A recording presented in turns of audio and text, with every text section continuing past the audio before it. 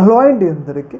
మనందరికీ తెలుసు, రీసెంట్గా మన భారతదేశంలో పెద్ద ఎత్తున ఉగ్ర కుట్రలు చేయాలి అని చెప్పేసి కొంతమంది ఉగ్రవాదులు, డాక్టర్లు ముసుగులో ఉన్న కొంతమంది ఉగ్రవాదులు ప్లాన్ గీయడమే జరిగింది. భారతదేశంలో పెద్ద ఎత్తున ఉగ్ర కుట్రలు చేసి భారతదేశాన్ని విచ్ఛిన్నం చేయాలని చెప్పేసి ప్రయత్నాలు అయితే చేయడమే జరిగింది. అయితే మన దేశ పోలీసులు ముందస్తు ఇంటెలిజెన్స్లో భాగంగా వాళ్ళని అరెస్ట్ చేసినాం అనమాట. అయితే ఇప్పుడు పోలీసులు వాళ్ళని ఇన్వెస్టిగేషన్ అయితే చేస్తున్నారు. ముఖ్యంగా వాళ్ళకి పాకిస్తాన్కి సంబంధించిన ఉగ్ర సంస్థలతో ఏమైనా సంబంధం ఉందా, పైగా మన భారతదేశంలో ఇప్పుడు వీళ్ళు దొరికినారు, ఇంకా దొరకకుండా ఇంకా ఎంతమంది ఉన్నారు, అంటే ఇంకా ఎంతమంది ఉగ్ర కుట్రల్లో ఇన్వాల్వ్ అవుతున్నారు, ఇంకెంత విచ్ఛిన్నం చేయడానికి అవకాశం ఉందని చెప్పేసి ఈ దొరికిన వాళ్ళ మీద పోలీసులు అయితే ఇన్వెస్టిగేషన్ అయితే చేస్తూ ఉన్నారనమాట.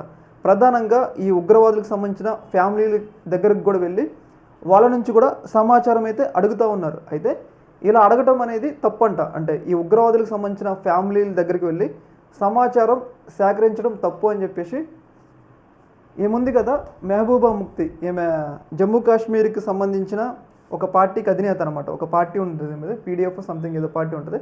ఆ పార్టీ అధినేత ఈమె ఒక రకంగా ఏంటంటే పాకిస్తాన్కి ప్రో అనమాట. ఈమె జమ్మూ కాశ్మీర్ భారత్లో ఉండటానికి అంత అంగీకరించే వ్యక్తి కాదు, ఈమె పాకిస్తాన్ ప్రో.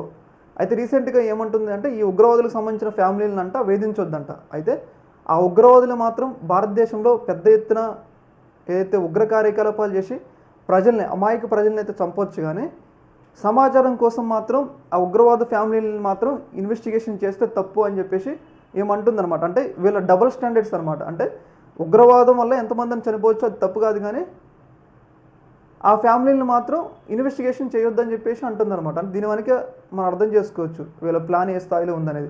ఏదేమైనా కానీ ఈమె మీద తీవ్ర స్థాయిలో దేశవ్యాప్తంగా విమర్శలు అయితే వస్తూ ఉన్నాయి. అంటే ఉగ్రవాద ఫ్యామిలీలని ఇన్వెస్టిగేషన్ చేస్తే తప్పేంది, ఆమెకి ఇబ్బంది ఏంది అని చెప్పేసి ఆమె మీద పెద్ద స్థాయిలో ట్రోలింగ్ అయితే వస్తూ ఉంది. ఈ యొక్క అంశంలో మీ యొక్క అభిప్రాయాన్ని కామెంట్ సెక్షన్లో తెలియజేయండి. ఒక మినిట్.